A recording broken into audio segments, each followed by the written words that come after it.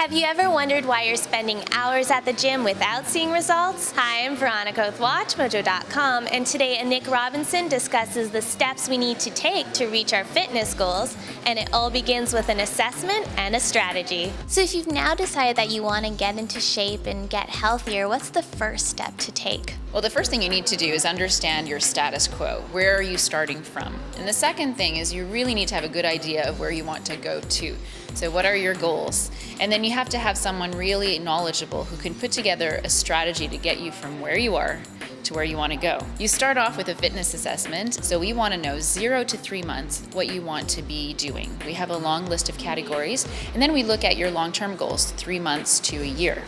Once you've gone through the goal-setting questionnaire, we go through a wellness history and medical history questionnaire, so we really understand what is very specific to you, where you've been, any injuries you may or may not have. Then we measure you. So we measure how much muscle you have, your fat percentage, your bone mass. We measure your hydration levels, your metabolic age. Once we have your body composition, we take your circumference readings, and we also take your picture from the front, from the side, the other side, and from the back, so that we have a real memory of where you started, not just in terms of the way you looked, but also in terms of your posture, because as we go forward and train somebody, we want to make sure that their posture is improving too. And then the last thing that we do is we measure their VO2, which is their cardiovascular health. Once we have a full picture of the way they are, we put together the strategy. And you mentioned all of these measurements that you're taking. Why can't you just look at the numbers on the scale? If someone tells me, I want to lose 10 pounds, no problem, I can make you lose 10 pounds by tomorrow.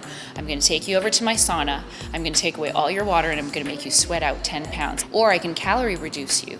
And on the scale, you'll have lost 10 pounds, but you'll have lost bone and you'll have lost muscle. And I'll probably have dehydrated you in the process as well. Most people, what they want to do is improve their body composition, and that you just can't measure by looking at the scale. So does that mean that two people who weigh the same aren't exactly in the same health condition?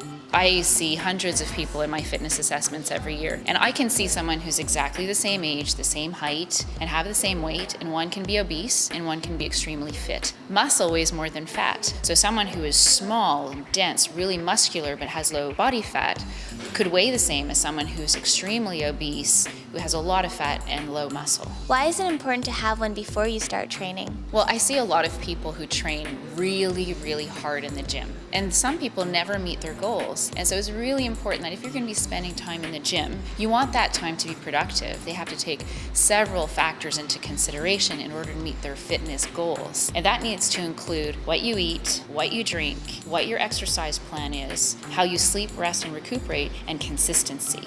What's the difference between a realistic goal and an unrealistic goal? Usually it's the time frame. If someone tells me they want to lose 20 pounds to be healthy, and we agree together that 20 pounds is a good goal, if they tell me they want to lose it by next weekend for a wedding, unfortunately, I can't make that happen. We also have to talk about commitment. Someone could tell me, I really want to lose this weight, or I want to put on this amount of muscle, and they want to do it within a great amount of time frame. But if they only come to the gym once a month, it's never going to happen. If they don't adjust their nutrition, it's never going to happen. So it's really important that when people are working towards a goal, that they have a strategy that encapsulates all of those elements. And it's really important that they're consistent about it. It's not enough to have a strategy. You actually have to do it. Thank you very much. Thank you.